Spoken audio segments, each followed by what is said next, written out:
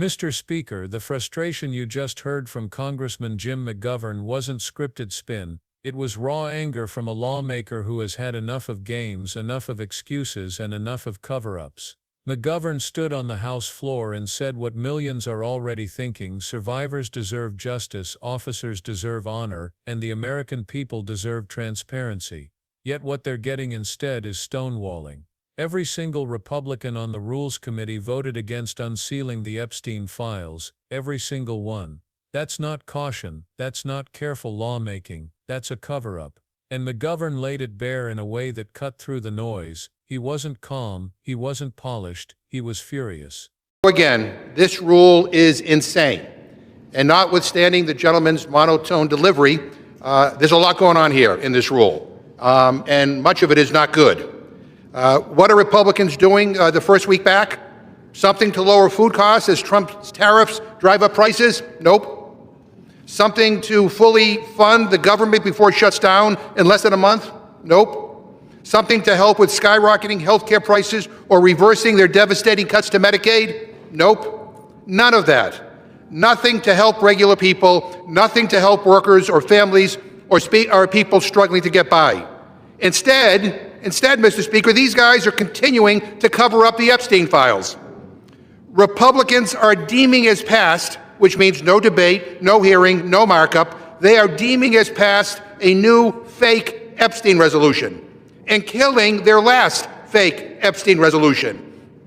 All the while, we already have a real bipartisan bill to unseal all these files. It's the Massey Connor bill. And last night, every single Republican on the Rules Committee voted against that bipartisan bill. Every single one. And as if that's not bad enough, every single Republican on the Rules Committee also voted to create, out of thin air, a brand new committee to rewrite the history of what happened here on January 6, 2021. They are so desperate to paper over what happened that day, to whitewash it, and to pretend it was a normal tourist visit. I was here, Mr. Speaker, here in this chamber where you are sitting right now, and you can be damn sure I'm not going to let anyone pretend that January 6th was a normal tourist visit. But Republicans, the gentleman from Virginia included, refused to even display a plaque to honor the police officers who were here that day. I'm so sick of this BS about how Republicans support law enforcement. Mr. Griffith and every other Republican on the Rules Committee voted against displaying a plaque to honor the law enforcement officers who were here on January 6th. That plaque, Mr. Speaker, already exists. Congress already passed a law to create it. The Speaker just refuses to display it. Why? Why would he refuse to do it? I know why, and we all know why. It's the same reason why every Republican voted against releasing the Epstein files. It's because Rules Republicans are scared as hell. This is not a deliberative body anymore. Under this Republican majority, Congress has become a rubber stamp for Donald Trump. This is all about the ego of the man who lives at 1600 Pennsylvania Avenue. You guys think you work for Trump. You're obsessed with him. It's pathetic. Republicans are ruining this institution, Mr. Speaker, destroying this institution. Again, let me repeat, every single Republican on the Rules Committee voted against releasing the Epstein files. Every single one. I mean, we heard last night that all Republicans want full transparency, but that's just not true. Let me read you a quote from the top Republican in this country, President Donald J. Trump.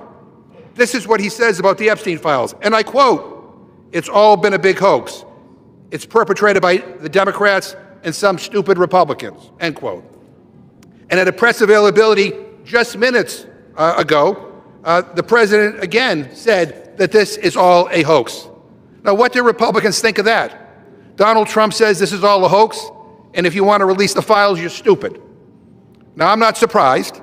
I'm not surprised that the guy who once called Epstein a, quote, terrific guy, and who Epstein considered his, quote, closest friend, is not actually interested in getting to the truth.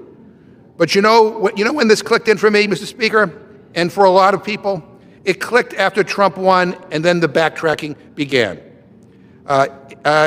It clicked again yesterday. It clicked after Republicans. It clicked after the same Republican leaders who invited influence to the White House and then passed out binders about the soon-to-be released client list suddenly changed their tune. And it clicked again yesterday when phase 2 of the binders came out.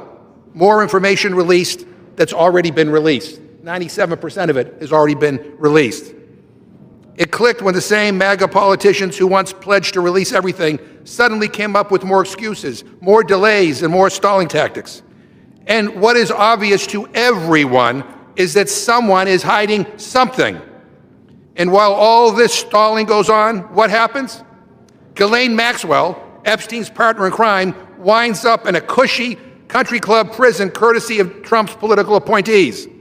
Not a word of outrage from this Republican majority. Not a whisper of accountability.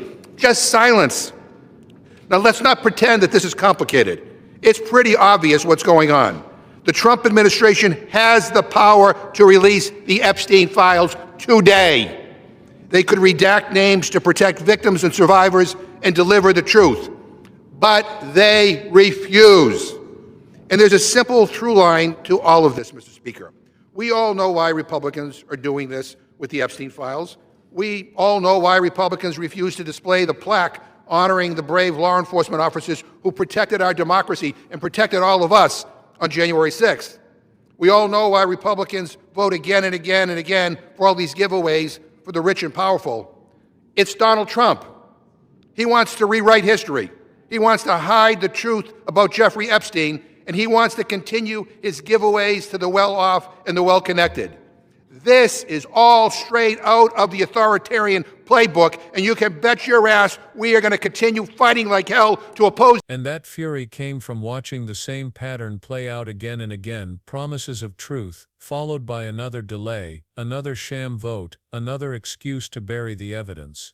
But here's where the story gets even more revealing, because McGovern isn't the only figure at the center of this storm. Pam Bondi, the Attorney General who promised the nation she had the Epstein files sitting on her desk, has become a central character in the drama. Her role matters because it shows just how deep the spin goes. 6 days after claiming she had those files, Bondi released binders of documents to friendly media outlets, but what was inside them? Nothing new. 97% of the material had already been public. Survivors and citizens were promised answers and got recycled paperwork instead. And when outrage erupted, Bondi didn't admit the stunt. She doubled down, saying a whistleblower told her the FBI was holding back thousands of pages. She promised a full release was coming. It never did. This is the same game McGovern was furious about: stall, distract, and protect the powerful. Survivors were once again told to wait, and while they waited, politicians used the files as props, waving around binders as if they contained shocking truths, when in reality they were smoke and mirrors. But that wasn't the only betrayal happening on that floor. McGovern also pointed to a separate fight: the refusal to honor officers who defended the Capitol during January 6th. Think about that. Congress already voted for a plaque, already funded it, already approved it. The plaque exists, yet the leadership refuses to display it. Why? Because to honor those officers is to admit what really happened that day, and the majority doesn't want to admit it. They want to rewrite it. McGovern, who was in the chamber on January 6th, said it plainly: he saw the chaos, he lived through it, and he will not let anyone pretend it was a normal tourist visit. His anger wasn't abstract, it was personal. He saw officers bleed to keep lawmakers safe, and now he sees those same officers erased from memory. That erasure connects directly to the Epstein files, because in both cases it's about fear of accountability. If you admit what happened, if you release what's hidden, then powerful people might finally face consequences, and so concealment becomes the default strategy. But here's the question that lingers: if Pam Bondi could stand on television and claim she had the files, only to release useless binders, if the Rules Committee can vote against bipartisan transparency, if leadership can block even a simple plaque, then what else are they willing to bury? Survivors have heard promise after promise, first ignored, then mocked, then told to wait. Pam Bondi herself raised expectations, saying she'd deliver the truth. Instead, she delivered theatrics. McGovern's rage was fueled by this cycle of deception. He knows that every delay is another slap in the face to survivors who have waited decades. And while survivors wait, others walk away untouched. Ghislaine Maxwell, convicted of trafficking, wound up in a facility described as a country club prison. Pam Bondi's binders landed in cable news hands instead of in courtrooms. And lawmakers who claimed to care about transparency voted to shut it all down. It's a pattern. Stall, delay, distract, repeat, and the pattern didn't stop there. McGovern pointed out that alongside the file cover-up, the majority created a brand new committee to rewrite history about January 6, not to investigate, not to add facts, but to rebrand the day as harmless. They're working to paper over an insurrection and turn it into a tourist brochure. And while they rewrite, they refuse even the smallest gestures of honesty. No plaque, no files, no truth. This is why McGovern said Congress has become a rubber stamp, because loyalty to the powerful has replaced loyalty to the people. Pam Bondi's empty promises and the Rules Committee's sham votes are just two sides of the same coin. One side pretends to deliver the truth, the other side makes sure it never arrives. But that wasn't the whole story either. Because when Bondi claimed she had the files, when she waved around her binders, she tapped into something deeper. The desperation to convince the public that accountability was coming. Survivors thought their day of justice was finally near. Citizens thought the truth was finally going to be revealed. Instead they were played. McGovern, furious on the floor, was essentially calling that out. He didn't mention Bondi by name, but the overlap was obvious. He knew survivors had been promised too many times. He knew the votes were empty, and he knew the excuses were piling higher than the truth. This is how authoritarianism creeps in, not with dramatic takeovers, but with cover-ups disguised as caution, sham votes disguised as procedure, and binders disguised as revelations. Each time the public shrugs, another brick of accountability falls, and trust once broken is almost impossible to rebuild. That's why McGovern's words hit so hard. Because beneath the anger, he was describing betrayal. Betrayal by those who swore to serve the people. Betrayal of survivors who still wait for justice. Betrayal of officers whose heroism is erased because it's inconvenient. Pam Bondi's promises, the Rules Committee's votes, the leadership's silence, they all add up to the same thing. Concealment is dangerous. Because once you accept it, once you normalize it, there is no limit to what can be hidden. But history has a way of breaking through. Survivors don't stop demanding answers. Families don't stop remembering. Citizens don't stop asking questions. And eventually the weight of those demands becomes too heavy to ignore. The only question is how much damage will be done before the truth is forced into the light. That's the real danger McGovern was warning about. Not just that files are hidden, not just that plaques are refused, but that democracy itself is being hollowed out by secrecy. Think about what this means for everyday citizens. If survivors can't get justice, if officers can't get honor, if files can't be released, then what hope is there for ordinary struggles, for food prices, for healthcare, for wages? If even the most basic acts of truth-telling are blocked, then why should anyone believe their own voices will be heard? This isn't just about the past, it's about the future. Because if Congress can bury the Epstein files today, it can bury anything tomorrow. If they can rewrite the memory of January 6th, they can rewrite any memory that threatens them. That's how democracy doesn't collapse in one moment. It erodes piece by piece, in cover-ups, in sham votes, in binders that contain nothing but recycled words. Pam Bondi's theatrics and McGovern's fury symbolize the two poles of this fight. One side using spectacle to distract, the other side demanding truth in plain language. One side protecting the powerful, the other standing with survivors and officers. And for the viewer the takeaway is clear: don't look away, don't shrug, don't accept the cover-up as just politics. Because democracy doesn't die in explosions, it dies in silence, in excuses, in erasers. Survivors deserve justice, officers deserve honor, the people deserve transparency. These are not radical demands, they are the bare minimum, and yet even the bare minimum is being denied. Why? Because someone has something to hide.